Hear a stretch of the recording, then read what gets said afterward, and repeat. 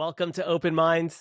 I'm your host, Christopher Balkrin, and I respect anyone's right to protest. Sometimes our governments just get policies completely wrong, and they need to hear from civil society when they get things wrong so that they can readjust. Many times, governments are just throwing things against the wall, seeing what sticks on specific issues.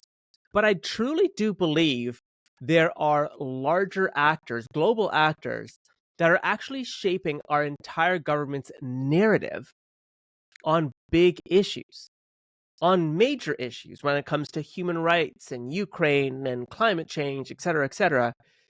I feel like there have been a lot of coordinated action by the most wealthiest nations in the world that are almost uniform, lockstep, um, identical, similar, mirroring each other's policies. I mean, honestly, if you were to take any of the G7 nations and just remove the country and the flag from its budget, I'd be shocked if you found a difference in approach to climate change, human rights, increased democracy, whatever it is.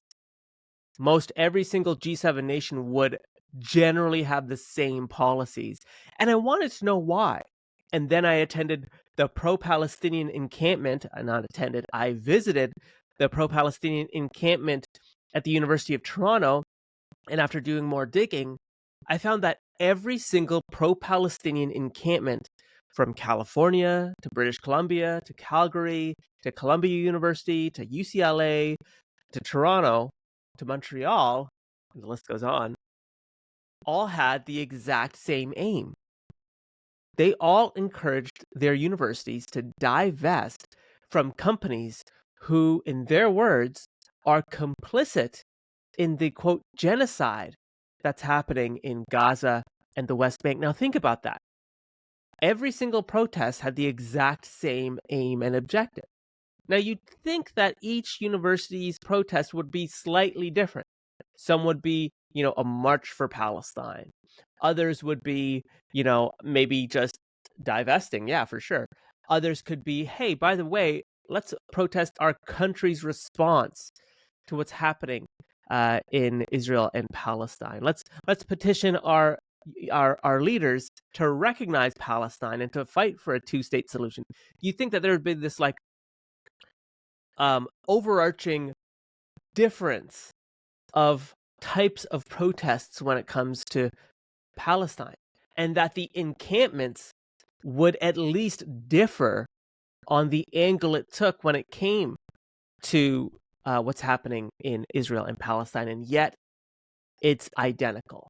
Identical. In fact, remove the university, and the encampments all look the same. They all act the same. They have the exact same types of messaging, and the demands are exactly the same.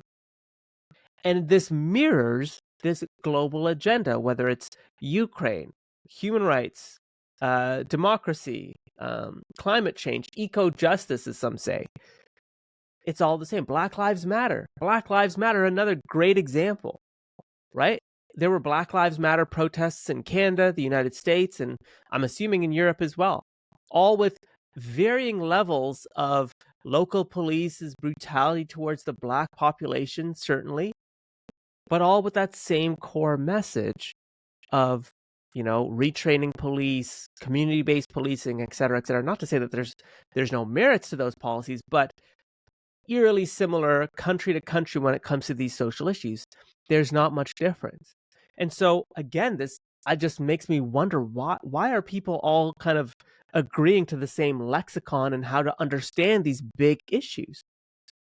And then I looked into Politico's article about how the Open Society Foundation funds many locally based not-for-profit organizations promoting many different issues around 6 or 7 main objectives. And so what I did is I went on Open Society Foundation's website and I actually downloaded all of their reports going back to 2017. And I specifically looked for how they're shaping and framing issues. And it's interesting because a clear example is Open Society Foundation has put forward publications on Ukraine and what governments should do about the Russia-Ukraine war.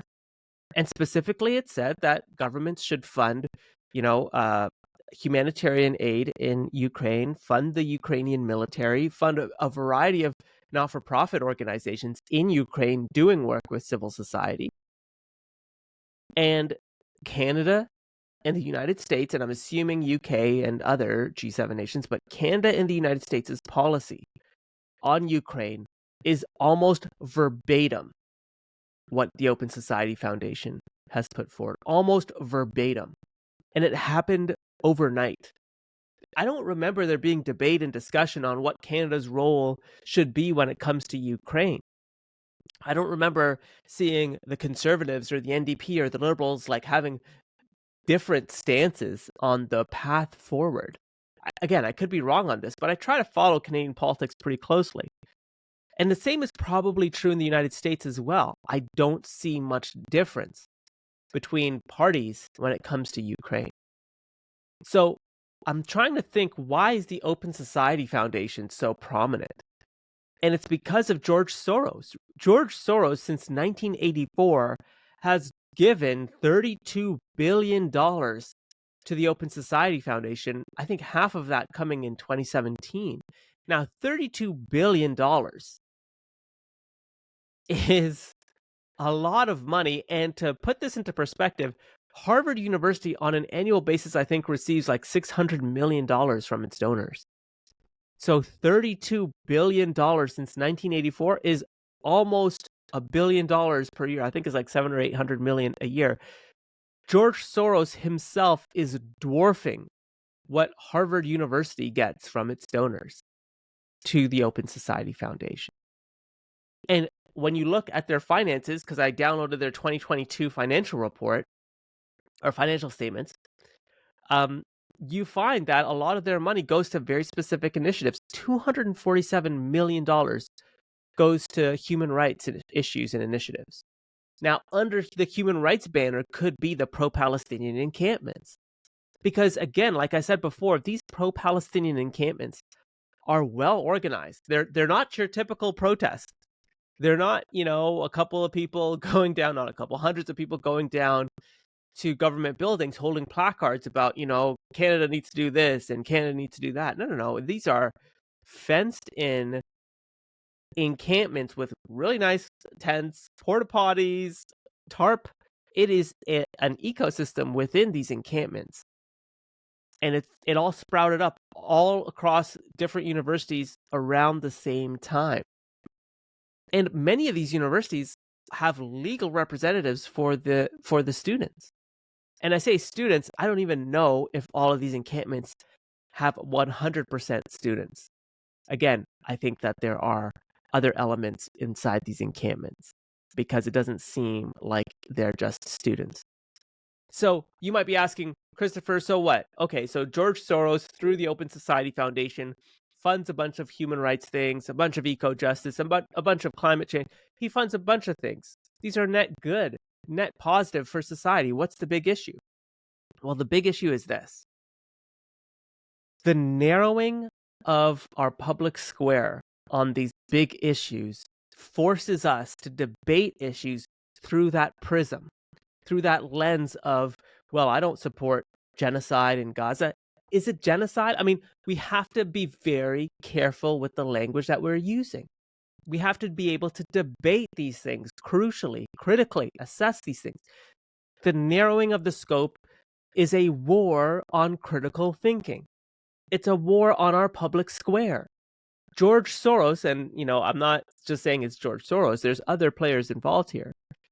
But the Open Society Foundation, let's just say, is attacking our ability to critically assess and discuss issues. If they have the deepest pockets, which it's clear they do, or at least one of them, one of a few, then protests are going to be within that frame.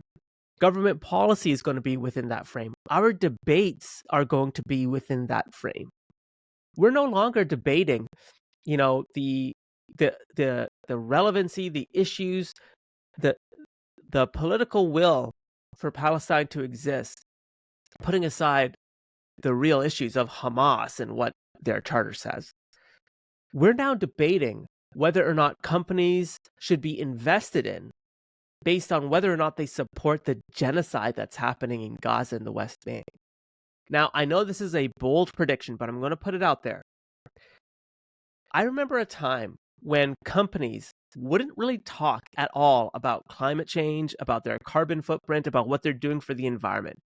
I remember a time instead companies made a major effort to talk about sweatshop labor, um, not skirting labor laws, um, paying a livable wage. That was a major campaign for many retail giants in the late 90s, early 2000s. I remember that so vividly. Like that was the agenda at the time. Now, or at least over the past, 10-ish years, it's been all about climate change. It's been all about how companies are reducing their carbon footprint. Everywhere you go, we're using better packaging. We're doing this. We're donating this. All of our stuff is recyclable. All of our stuff is biodegradable. It's been a shift in how companies understand social issues and how their consumers consume these social issues and what they want from the companies. I wonder in the future if the next wave of issues that companies focus on is their commitment to the people in Gaza and the West Bank, their condemnation of the genocide that's happening, which is the phraseology, I'm not sure, that the Open Society Foundation, through its funding of Human Rights Watch and others, may very well be using. And so the question I have is, if in fact that is the next wave of companies denouncing what's happening in Gaza and the West Bank, a couple things arise from that, right? We've narrowed the view of a big, complex topic with talking points going to be like, well, I condemn the genocide that's happening in Gaza, without critically assessing the word genocide, without critically assessing the role of Hamas, without critically assessing the plight of the Palestinian people, as well as the plight of the Jewish people within the region, without critically assessing the abuse of human rights on both sides, right? There are a bunch of issues that are woven in here. And so I wonder what's going to happen. And this may very well force nations around the world to divest from Israel in larger and larger amounts. And if you think that might be a bit extreme, if you think that might be a bit out there of an idea, just remember there was the boycott, divest, and sanction movement in 2005, the BDS movement. That led to tens of billions of dollars being divested from Israel. That's a real movement that happened, grassroots movement that happened, that captured the hearts and minds of larger donors. I believe something similar can happen here, and the Open Society Foundation can very well push that narrative forward.